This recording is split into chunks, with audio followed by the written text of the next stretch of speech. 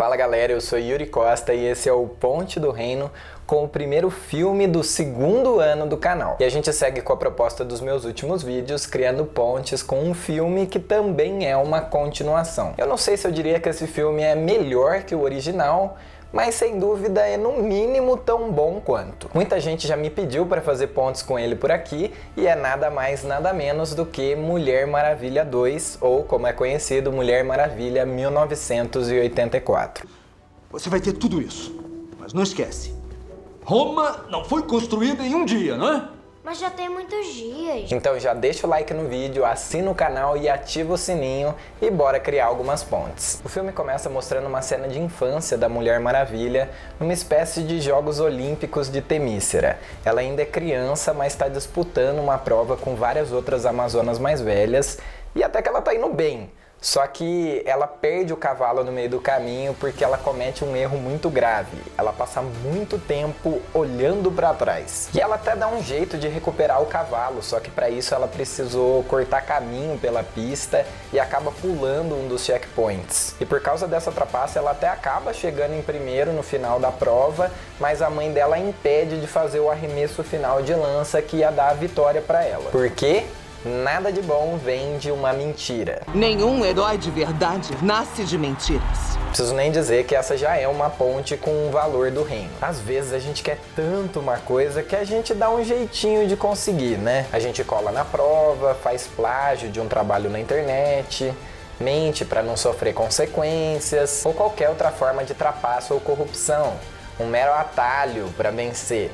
Só que não vale de nada se não é verdade. A verdade está acima de todos nós e só a verdade já nos basta. A verdade é o poder dele e não eu. A verdade é maior do que todos nós. Mas o que é isso aí? Ou a gente faz as coisas do jeito certo e confia a nossa vitória à verdade, que não é um conceito, mas uma pessoa, Jesus, que por sinal disse com todas as letras: eu sou o caminho, a verdade e a vida. Ou a gente pode até conseguir o que a gente deseja, mas pagando um alto preço. E esse é o tema de toda a trama do filme. Muito tempo se passa e a Diana Prince vive a sua vida como uma renomada cientista, enquanto ela salva as pessoas na rua com seu alter ego de Mulher Maravilha. No seu trabalho, ela acaba conhecendo Bárbara Minerva, que é uma moça que tem sérios problemas de autoestima e de aceitação, que está fazendo uma pesquisa ali nos objetos que foram roubados de uma loja contrabandista de um shopping. E um desses artefatos que ela está analisando é uma pedra de um material não muito valioso, mas que tem uma inscrição em latim que diz que você pode fazer um pedido qualquer e ele vai ser realizado. Faça o objeto em mãos um único grande pedido. Você sabe latim? Idiomas é o meu hobby. Um homem qualquer do departamento ali ouve aquela história e deseja ter um café. E aí, poucos segundos depois, aparece alguém oferecendo um café para ele. Eles riem da coincidência. A Diana toca na pedra e pensa no seu desejo de ter o seu amado e falecido companheiro Steve Trevor de volta. E nessa hora, a Bárbara diz que ela nem sabe direito o que ela desejaria. Mas não muito depois, após ela ter sido salva de uma agressão de um bêbado na rua, inclusive pela própria Diana, ela volta para o seu escritório e acaba desejando para a pedra para ser como a Diana. E não é que essas coisas acontecem mesmo? A Bárbara vai ganhando mais autoconfiança e ficando bem mais poderosa. É claro que quando ela deseja ser igual a Diana, ela não sabia que isso significava ganhar superpoderes, né? Mas quando ela vai descobrindo isso aos poucos, ela gosta bastante. Já a Diana encontra um homem numa festa da empresa que de alguma forma é o seu falecido amado Steve Trevor, só que ele tá no corpo de uma outra pessoa. Uma espécie de encarnação ou coisa assim. Boa pinta. Eu gostei dele. Ele é bonito, mas eu só vejo você. No meio disso tudo, o comprador em potencial da pedra, um tal de Max, que estava quase falindo porque ele tinha investido um monte em terras esperando encontrar petróleo, mas nunca tinha achado nada, consegue enganar a Bárbara e levar a pedra para ele. Só que ele sabe muito bem como a pedra funciona e o desejo que ele faz é para que ele se torne a própria pedra dos desejos. Então a pedra desaparece e ele passa a ter o poder de conferir desejos para as pessoas. Depois de pesquisarem bastante, eles descobrem que a pedra só podia realizar um desejo por pessoa, mas que ela cobrava em troca aquilo que a pessoa tinha de mais precioso. A Diana, por exemplo, ela começa a perder os seus superpoderes, ela é machucada por balas, começa a perder a sua agilidade. Já a Bárbara perde completamente o seu bom senso, o seu bom coração, sua empatia pelas outras pessoas. E depois que o Max se torna a pedra dos desejos, ele começa a oferecer para um monte de pessoas diferentes os desejos delas, mas ele cobra delas o que ele quer em troca. Essa é a forma que ele encontra de ter vários desejos realizados e de se tornar a pessoa mais poderosa e importante do mundo. A solução é sempre querer mais. Só tem direito a um desejo. Quem realiza os desejos sou eu. Depois eu pego o que eu quero em troca. Isso lhe custa a saúde dos seus órgãos internos, mas ele tenta contornar esse pequeno problema com mais e mais desejos, de forma que ele consiga cobrar de mais e mais pessoas a saúde delas. Essa pedra foi feita pelo Deus da mentira, que nós conhecemos como o diabo. E sabe, ele também te promete tudo o que você deseja. Só que ele cobra um alto preço em troca também. O problema é que todos esses desejos acabam pondo o mundo em um caos total. Um monte de gente começa a desejar armas nucleares, muito dinheiro, muito poder, e são sempre desejos em benefício próprio e às custas das pessoas em volta. Basicamente, a queda da humanidade parte 2. E para dar um jeito em toda essa situação, só se a pedra fosse destruída, o que não tem mais como, porque agora a pedra é o Max, ou se todas as pessoas renunciassem os seus desejos. Mas a começar da própria Diana, ninguém quer fazer isso. Eu não vou fazer parte disso. Não. Ou se todos renunciarem aos desejos. Não, tem que ter um jeito melhor. Ela finalmente tem a única coisa que ela sempre quis, o amor da sua vida.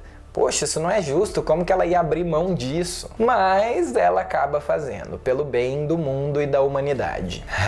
Mais uma vez o evangelho na tela, né? Deus também renunciou o seu bem mais precioso, o seu Filho amado, Jesus, que, sendo um com Deus, também renunciou à sua própria vida, em amor à humanidade, em favor do mundo. Eu não sei se você já percebeu, mas o tema central desse filme é renúncia. Quando Deus renunciou à vida do seu próprio Filho por amor a nós, ele criou uma ponte de volta ao Pai para que nós nos reconectássemos a Ele através da sua ressurreição. Mas para isso, a gente precisa renunciar às nossas próprias vidas quebradas pela vida dele.